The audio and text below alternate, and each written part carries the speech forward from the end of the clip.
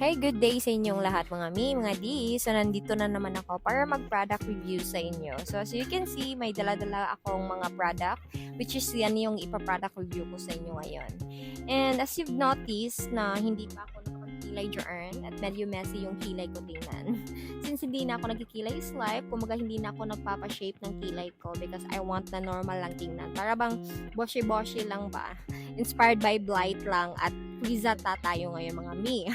Charis. So this time, ipapakita ko sa inyo si number 5. So ayan, buksan muna natin. So this is Shade Natural Black. So naka-sealed pa siya, no? Ito pala yung hindi ko pa na-try, si Natural Black. Pero sure ako na same lang naman sila ng quality ni Shade number 4. Yan, si Shade number 5. At ito na pala yung isa na si number 4 na shade medium brown. So ito yung na-try ko kahapon na sobrang napaka-pigmented at napaka-long lasting. So ito na si shade number 4. And then, kilay check muna tayo mga mi. So ito na yung status ng kilay ko ngayon. Medyo maritis na talaga yung kilay ko at wala nang panahon magpakurba pa. So arrange muna natin kilay ko para maganda naman yung pagkalagay ng mga brows kilay ko. So ayan, arrange muna natin.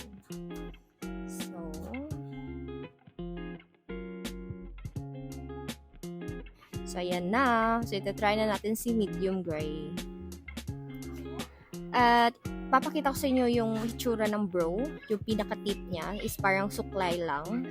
But before that, ipapakita ko muna sa inyo yung kulay niya. So isusulat natin siya sa wrist ko para makita nyo yung kulay niya. So ayan na yung texture niya. Para lang kang nagsusulat. Yan. Ng parihaba. So ito yon. At feeling ko, di ko kaya magkilay na nakatingin sa camera mga mga di. Di ko talaga kaya. Sige, try natin ulit. Talagang di talaga kaya mga ng power ko. So, baka mapalpak tayo nito. Sige, try ulit. Talagang hindi ko talaga kaya. So, napag-isipan ko na kumuha na lang ng salamin para sure tayo na di papalpak. Si Kilay is life natin ngayon. So, wait muna kayo dyan. So, ayan na, may dala na akong malaking salamin. So, much better na dito tayo titingin para makita ko ng maayos yung kilay ko. So, sige, let's start na. Dami ko pang daldal, no? You know what, mga mi, napaka-easy lang niyang ilagay sa kilay.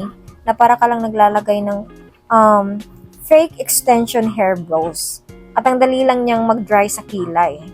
So, napag-isipin ko kagad na i-review itong mga brows na ito para sa mga nagkikilay is life dyan. Kasi alam nyo ba mga mi, this brows is long-lasting, waterproof, at sobrang tagal matanggal kahit basain nyo pa ng tubig.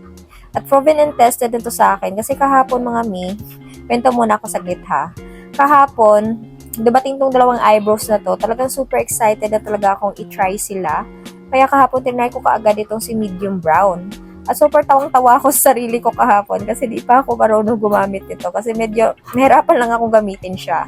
Since sanay lang akong gumamit ng brush lang, so yung resulta, nagmukha akong si Bakekang na sobrang kapal ang kilay ko kahapon.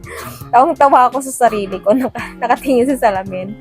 But good thing naman of this eyebrows ay kahit niligo ko na, sinabunan ko na mukha ko, talagang hindi basta-basta natatanggal siya sa kilay. Waterproof talaga mga mi at di.